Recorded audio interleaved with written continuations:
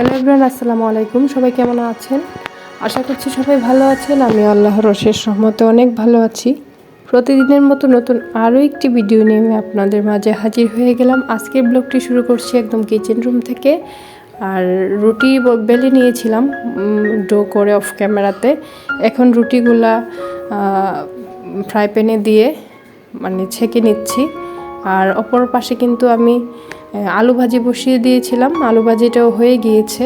তো আজকে তেমন কিছুই নাস্তার আইটেমে নেই, নর্মাল রেগুলার যে খাবারগুলো খাওয়া হয় ওইগুলাই, আলু ভাজি এবং রুটি। তো এক সাইড থেকে আমি দুইটা কাজই সমানভাবে করার চেষ্টা করছিলাম। আর ভিডিওর শুরুতে সবার কাছে ছোট্ট একটি অনুরোধ করছি, যারা আমার ভিডিওটি দেখছেন বা আমার চ্যানেলে নতুন, আমার ভিডিও দেখতে দেখতে যদি আপনাদের কাছে আমার ভিডিওর কোনো অংশ ভালো লেগে থাকে, আমার ভিডিও পরবর্তীতে দেখতে চান, তাহলে আমার চ্যানেলটি সাবস্ক্রাইব করে পাশে থাকা বেল অল অপশনে ক্লিক করে রাখতে পারেন। এতে করে আমি যখনই ভিডিও দেবো আপনাদের মোবাইলে নোটিফিকেশন চলে যাবে, আপনারা আপনাদের সময় সুযোগ করে ভিডিও দেখে নিতে পারেন। আর কেউ কিন্তু ভিডিও টেনে টুনে দেখবেন না, কেননা একটা ভিডিও করতে অনেক শ্রমের প্রয়োজন, ধৈর্যের প্রয়োজন, যেগুলা দিয়েই ভিডিওটি তৈরি করা। শুধু ভিডিওটিতে আপনারা হয়তো কিছু কাজ বা সংসারের যে কাজগুলো থাকে এগুলাই শুধু দেখতে পান, কিন্তু এটার পিছনে কিন্তু আমাদের অনেক কষ্ট থাকে, অনেক ধৈর্য ধরেই ভিডিওটা করতে হয়, অনেক সময় নিয়ে এই শ্রমটা দিয়ে তারপরে ভিডিওটা ছাড়া হয়। তো আশা করছি সবাই সাপোর্ট করবেন এবং ভিডিওটিতে লাইক দিবেন। আর সবশেষে এটা জানাবেন যে ভিডিওটি আপনাদের কাছে কেমন লেগেছিল। আর ভিডিওর চলতে চলতে আরও একটি রিকোয়েস্ট করি, আপনাদের সাথে বলতে চাচ্ছি, আমার কথায় হয়তো আটকে আসছে, এর জন্য সবাই ক্ষমা সুন্দর দৃষ্টিতে দেখবেন যদি কোথাও ভুল হয়ে থাকে। যেহেতু আমি দ্রুততার সাথে ভয়েস ওভারটা দিচ্ছি, এই জন্য এরকম হচ্ছে। আর আমি ভয়েস দিতে গেলে অনেকটা নার্ভাস হয়ে যাই। যারা আমাকে প্রতিনিয়ত সাপোর্ট করছেন, লাইক কমেন্ট করছেন, তাদেরকে জানাই মনের অন্তঃস্থ থেকে গভীর ভালোবাসা এবং তাদের জন্য শ্রদ্ধা। আর দোয়া তো অবশ্যই আছে, আপনারাও আমার পরিবার পরিজনের জন্য দোয়া করবেন। আর আপনাদের জন্য অনেক দোয়া রইল। কথা বলতে বলতে আমি দুপুরে রান্না এসে গিয়েছিলাম। আজকে গরু মাংস নিয়েছি, আর এখানে কিন্তু মশলা মেখে একদম বসিয়ে দিয়েছি, হয়তো ভিডিওতে দেখতে পেয়েছেন। এখন এটা আমি ঢেকে দিব। আর সাথে আলু কেটে নিচ্ছি, আলু ছাড়া তো চলবে না। আমার বাচ্চাদের একদম ফাস্ট ফুড বলতে পারেন, ফেভারিট ফুড বলতে পারেন আলু, যেটা আমার এরকম হয় না যে কখনো কখনো যদি আলু না দিই আমার বাচ্চারা একদম খাবার না খেয়ে থাকে, তারপর আলু দিতেই হয়। তো অপর পাশের চুলায় আমি ভাত বসিয়ে দিব, চালটা ধুয়ে নিচ্ছিলাম।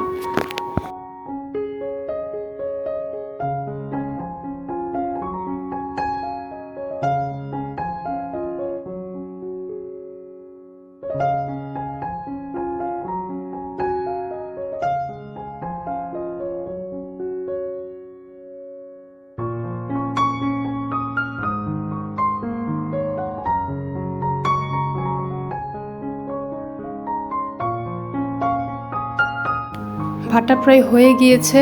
আর আমি আমার হাজব্যান্ডের আজকে অফিস খুলে, এতদিন বন্ধ ছিল, আর আজকে থেকে অফিস শুরু, যার জন্য আমি অফিস আজকে বাদ দিতে চাচ্ছি না। মাংসের সাথে একটু পোলাও হলে ভালো লাগবে, তো একটু অল্প করে পোলাও বসিয়ে দিয়েছিলাম।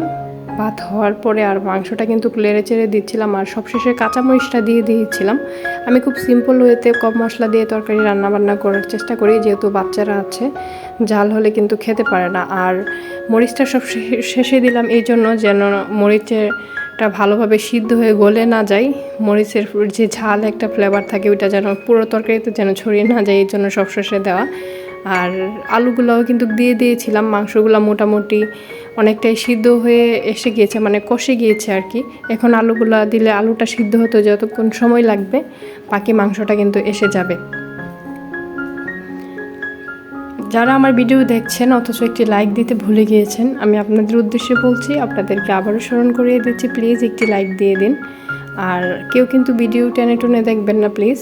আজকের ভিডিওটি তেমন লং করব না, স্টোরেজ ফুল হওয়ার কারণে ভিডিও লং করে দিতে পারছি না, বা আমি ইদানিং তেমন কাজেও থাকে না বাসায়, যতটুকু কাজ থাকে গুছিয়ে প্রেজেন্ট করা যায় নর্মালভাবে ততটুকুই চেষ্টা করি। অ্যাট্রাকটিভ করার মতো তেমন হাতে সময় থাকে না 2 বাচ্চা নিয়ে, যতটুকু করা যায়। আর আমার এই নর্মাল লাইফস্টাইল ব্লগ আপনাদের কাছে কেমন লাগে তাও কিন্তু কমেন্ট করে জানাতে পারেন।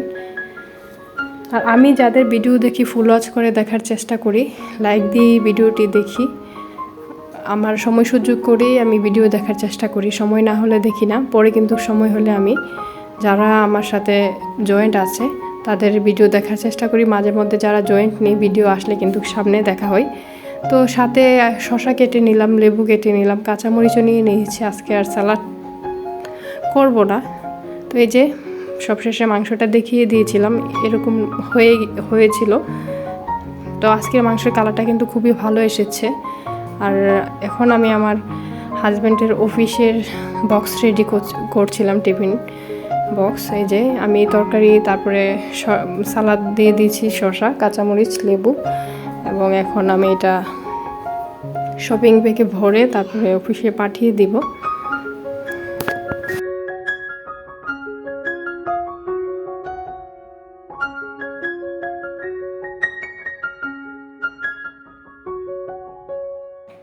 প্রতিদিন না আমার বাচ্চারা ওদের আগ্রহে থাকে কখন ওদের বাবা অফিস থেকে আসবে, ওদের জন্য কিছু নিয়ে আসবে। আর অফিস থেকে এসেছিল, আসার আগেই ভিডিওটি নেওয়া, ফ্রিজে আম ছিল আমি কেটে দিয়েছিলাম, আর এই যে বিস্কিটের প্যাকেট ওদের জন্য নিয়ে এসেছে। আর বাসায় আসার পর আমার হাজব্যান্ড কাঁঠাল ভেঙেছিল, কাঁঠালটা অনেক মিষ্টি হয়েছিল, কুচগুলো দেখতে দারুণ সুন্দর হয়েছিল।